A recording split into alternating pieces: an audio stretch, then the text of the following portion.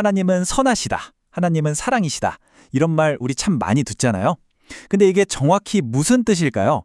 오늘은 하나님의 도덕적 성품이라는 어쩌면 조금은 어렵게 들릴 수 있는 주제를 아주 쉽고 흥미롭게 한번 파헤쳐 보려고 합니다.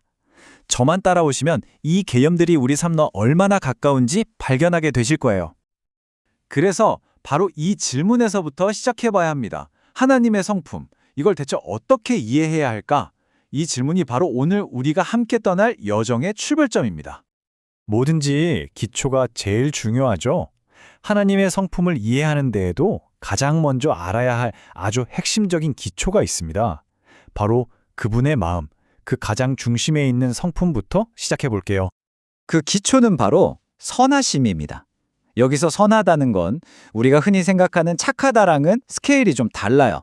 하나님 자신이 바로 선의 최종 기준이라는 뜻이거든요. 다시 말해, 무엇이 옳고 좋은지를 결정하는 더 높은 기준은 없다는 거죠. 우리가 세상에서 저거 참 좋다 라고 느끼는 모든 것들은 바로 이 하나님의 선하심에서부터 흘러나온 거라고 생각하시면 돼요. 예수님께서 하신 이 말씀, 하나님 한 분 외에는 선한 이가 없다는 게 바로 그 의미입니다. 그러니까 인간이 하는 선행이나 착한 일과는 근본적으로 다른 모든 선의 유일한 원천, 그 절대적인 선하심을 이야기하는 거죠. 자, 그렇다면 이 절대적인 선하심이 우리 삶에는 구체적으로 어떻게 나타날까요? 지금부터는 하나님의 선하심이 표현되는 여러 가지 방식들, 특히 그분의 사랑과 관련된 성품들을 하나씩 살펴보겠습니다.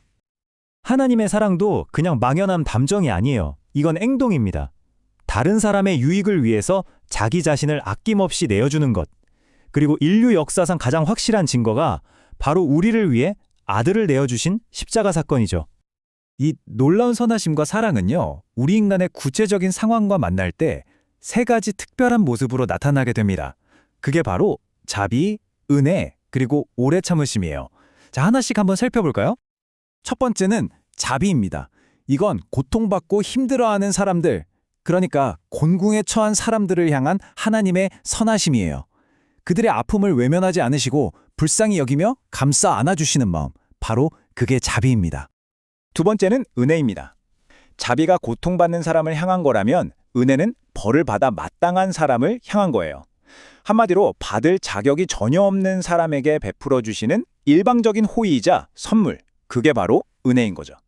그리고 세 번째는 오래 참으심입니다. 이건 계속해서 잘못을 저지르는 사람들에게 바로 벌을 내리지 않으시고 기다려주시는 하나님의 선하심을 말해요.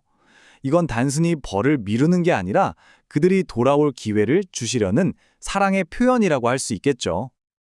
자, 이 표를 보시면 세 가지 개념이 한눈에 딱 들어오죠. 보세요. 자비는 고통받는 사람에게, 은혜는 벌받아 마땅한 사람에게, 그리고 오래 참으심은 계속 잘못하는 사람에게 나타나요. 이렇게 대상과 상황은 다르지만 정말 중요한 건 이 모든 것의 뿌리가 결국 우리를 향한 하나님의 선하심이라는 한 곳에서 나온다는 점입니다. 지금까지는 하나님의 따뜻한 성품들을 봤는데요. 이제 동전의 다른 면을 볼 차례입니다. 바로 온 우주의 절대적인 도덕적 기준이 되는 성품들이죠. 거룩함과 공의에 대해 이야기해 보겠습니다. 거룩하심이라는 말에는 두 가지 중요한 의미가 있어요. 첫째는 모든 악과 죄로부터 완벽하게 분리된 티 없이 순결한 상태를 의미하고요. 둘째는 가장 옳고 영광스러운 것만을 온전히 추구하신다는 뜻입니다. 공의는 쉽게 말해 하나님의 모든 행동이 언제나 옳다는 뜻이에요. 왜 그럴 수 있을까요? 하나님 자신이 바로 무엇이 옳은지에 대한 최종 기준이시기 때문이죠. 그래서 하나님의 판단과 행동은 언제나 완벽하게 공평하고 정의롭습니다. 이 내용은 정말 중요해요. 한번 생각해 보세요. 하나님의 공의는 죄를 반드시 버려야만 해요. 그런데 그분의 사랑은 우리를 용서하고 싶어 하시죠. 이 둘은 서로 모순되는 것 같잖아요. 이 엄청난 딜레마가 어떻게 해결될 수 있었을까요? 바로 그리스도의 십자가입니다. 우리 대신 그분이 벌을 받으심으로써 하나님의 공의는 완벽하게 만족되었고 동시에 우리를 향한 사랑은 완성될 수 있었던 거죠. 말 그대로 공의와 사랑이 십자가 위에서 만난 셈입니다. 자, 이제 어쩌면 우리가 가장 오해하기 쉬운 하나님의 두 가지 성품을 다뤄보겠습니다. 바로 질투와 진노인데요. 이 단어들이 가진 진짜 의미가 뭔지 한번 제대로 알아보도록 하죠. 우리가 질투라고 하면 보통 부정적인 감정을 떠올리죠. 남이 가진 걸 탐내는 거니까요. 하지만 하나님의 질투는 차원이 완전히 달라요. 그건 마땅히 하나님께 돌아가야 할 영광과 예배를 다른 무언가에 빼앗기지 않으려는 열정적인 보호에 가깝습니다. 이건 이기적인 게 아니라 가장 가치 있는 것을 지키려는 거룩한 열정인 거죠. 진노도 마찬가지입니다. 우리는 흔히 감정적이고 통제되지 않는 분노를 생각하지만 하나님의 진노는 그런 게 아니에요. 그건 모든 죄와 불의에 대한 그분의 거룩하고 명렬한 미움입니다. 변덕스러운 감정 폭발이 아니라 완벽한 선이 악을 마주했을 때 나타나는 필연적인 반응이라고 할 수 있습니다. 바로 이 점이 핵심이에요. 하나님은 선하고 옳은 것을 너무나 사랑하시기 때문에 필연적으로 악하고 그른 것을 그만큼 강하게 미워하실 수밖에 없다는 거예요. 다시 말해서 하나님의 진노는 그분의 선하심과 거룩하심의 또 다른 표현이라고 볼 수 있는 거죠. 자, 이렇게 하나님을 여러 가지 도덕적 성품을 살펴봤습니다. 그렇다면 이 모든 지식이 오늘을 사는 우리에게는 과연 어떤 의미가 있을까요? 마지막으로 이 점을 생각해 보면서 마무리하려고 합니다. 하나님의 성품을 아는 것은 그냥 지식으로만 그치는 게 아니라 우리를 변화로 초대합니다.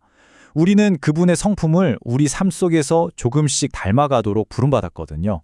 그분의 선하심을 따라 선을 행하고 그 놀라운 사랑을 따라 사랑하기 어려운 사람까지 품어보려 노력하고 그분의 오래 참으심처럼 화를 내는데 더디하는 것이죠. 또 자비를 베풀고 거룩함을 향해 나아가는 것. 이것이야말로 하나님을 아는 지식의 진짜 열매가 아닐까요? 오늘 우리가 함께 살펴본 이 모든 것을 마음에 담고 마지막으로 이 질문에 스스로에게 던져보면 어떨까요? 선하시고 사랑이 넘치시면서 동시에 절대적으로 공의롭고 거룩하신 하나님. 그 하나님을 아는 이 지식이 바로 오늘 여러분의 삶을 어떻게 바꿀 수 있을까요? 아마 이 질문에 대한 답을 각자 찾아가는 그 여정이야말로 오늘 우리가 함께한 시간의 가장 중요한 목적일 겁니다.